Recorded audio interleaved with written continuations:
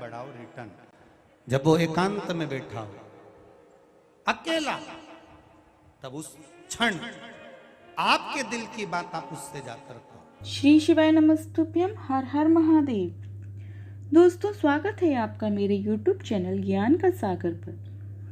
दोस्तों, हर घर में शिवलिंग तो होता ही है और आपको इस शिवलिंग की किस तरह से रखना है, यह जानकारी मैंने पंडित प्रदीप मिश्रा जी की कथा से समझकर आपको समझाने का प्रयास किया है।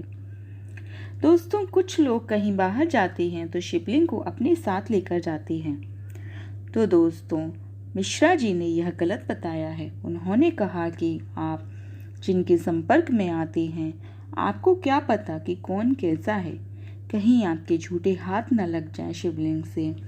इसलिए शिव जी को अपने साथ लेकर नहीं जाना चाहिए, उन्हें घर में ही रखकर जाना चाहिए। इसके लिए उन्होंने बताया कि एक बेलपत्री शिवलिंग के ऊपर रखकर जाएं और बाबा से कहकर जाएं कि ये आपका घर है, आपको संभालना है, आप सेठ हैं इस घर के।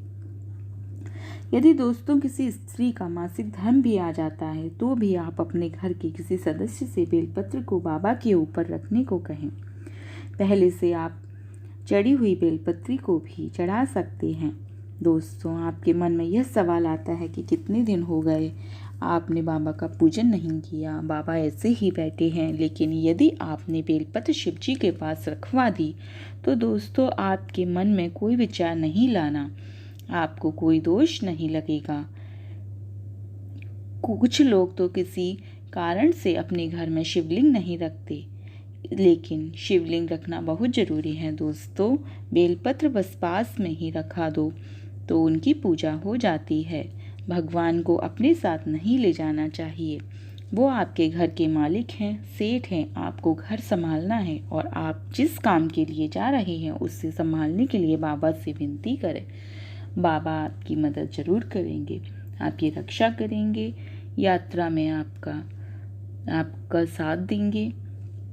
दोस्तों, अगर जानकारी अच्छी लगी हो और यदि किसी को इस जानकारी की ज़रूरत हो तो वीडियो को शेयर करें, चैनल को सब्सक्राइब करें और कमेंट बॉक्स में श्री शिवाय नमस्तुभ्यम टाइप करें। और एक बात और सुन लो, अगर मंदिर में नहीं बोल सकते तो घर में जो शिवलिंग होता है, घर के अंदर शिवलिंग रखते क्यों हैं? आप लिंग महापुराण के अंतर्गत उसको श्रवण कर सकते हैं। लिंग पुराण के अंतर्गत घर के अंदर शिवलिंग क्यों रखा जाता है? घर के अंदर शिवलिंग क्यों रखते हैं?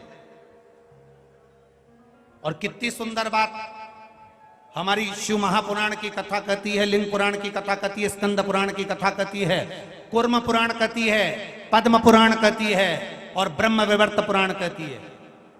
घर में शिवलिंग है और मान लो घर में आपने रोज बाबा को जल चढ़ाया, रोज आपने पूजन करी, रोज आराधना करी, रोज शिव जी को जल समर्पित कर रहे हो और मान लो बीच में रजो धर्म आ गया या आप कहीं चले गए और घर में कोई पूजन करने वाला नहीं है, तो शिव महापुराण की कथा यहाँ तक कहती है कि घर में जो शिवलिंग है अगर आप उसको ना छुएंगे, बाहर भी चले गए, रखा हुआ है, किसी ने जल भी नहीं चढ़ाया, किसी ने पुष्प भी नहीं चढ़ाया, किसी ने कोई चावल का दाना भी नहीं चढ़ाया, अगर आप घर में रखी हुई एक बेलपत्र भी भले वो सूख गई हो, कैसी भी हो, अगर बेलपत्र सूख भी गई हो तो वो बेलपत्र भी आप शिव जी के पास में रखकर चले जाएंगे तो आपने कितने दिन जल नहीं चढ़ाया उसका खाते में रहेगा, इस दोष नहीं लगेगा।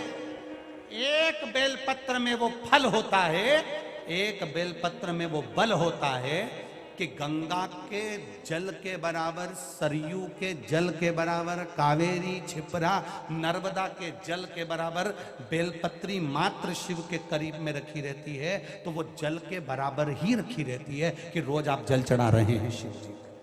घर के लोगों से इतना तो कह सकते हो कि मुझे हाथ नहीं लगाना, मेरे को बाहर जाना है, तुम एक काम करो, ये बेलपत्री शिव जी के पास रख दो, मैंने यहां रखी है, मैंने यहां पर रखी है, ये बेलपत्र आप शंकर जी के पास में रख दो, इतना तो कह सकते हो, इतना तो भगवान का वर्णन कर सकते हो, ये रख दो शिव जी। एक बेलपत्र शिव को समर्पित करना। और 10 दिन हो गए, 8 दिन हो गए, 15 दिन हो गए, 20 दिन हो गए, कोई बात नहीं, दुखी मत होना। शिव तुम्हारे हैं और तुम शिव के, भटकना नहीं है, भटकना नहीं है। तुम शिव के हो, शिव तुम्हारा। हाँ, ये जरूर है, घर से जब जाओ तो शिवलिंग तुम्हारे घर में जो पारत का, नर्मदा का, कंकर शंकर जो रखा हुआ है, जो शिवलिंग है, उसको कह कर जाना, बाबा तेरा घर है, तुझे संभालना है, हम भी तेरे हैं, तेरे भरोसे पर जा रहे हैं, तेरे भरोसे पर वापिस आएंगे। ऐसी कृपा करना, जिस कार्य के लिए जा रहे हैं वो कार्य तू साथ चल और उसको सफल कर देना, ये भरोसा। ना जाने कौन ने तुमको अकल दे दी, ना जाने कौन ने तुमको ऐसी बुद्धि दे दी कि भगवान को डलिया में लेकर जहां जाओ भगवान को डलिया में लेकर जाओ। ये कौन ने अकल दी है? ये कौन ने बुद्धि दी तुमको? कौन ने कहा तुमसे कि तुम भगवान को डलिया में बिठाकर उनके धक्के खिलाओ?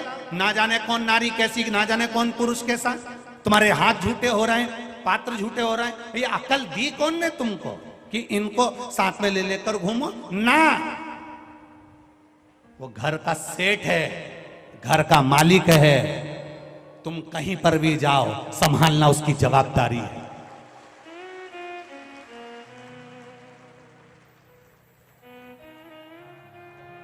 संभालना उसकी जवाबदारी है। शिवलिंग है, घर में रखो। आप अगर घर से बाहर जा रहे हो, कहीं जा भी रहे हो, तो तुम्हारे घर में लड्डू गोपाल हैं, ठाकुर जी हैं, विराज रहे, उनके लिए एक डब्बी में मिश्री रख कर आओ। जैसे तुम कहीं जाती हो तो बच्चों के लिए कुछ रख कर आती हो, यहाँ आई हो तो रोटी बनाकर आई हो, पति के लिए टिफिन लगा कर आई हो, बच्चों का टिफिन लगा कर आई हो। कोई बच्चा वापिस आएगा स्कूल से तो क्या खाएगा, उसके लिए डब्बे में रख के आई हो, तो उसी तरह घर के ठाकुर जी के लिए रख कर जाओ। मिश्री डब्बी में भर कर रखो, सामग्री रखो, थोड़ा झारी जी भर दो, जल भर दो, जल रख दो उनके पास में कि मैं लेट हो जाऊं तो तुम पाले।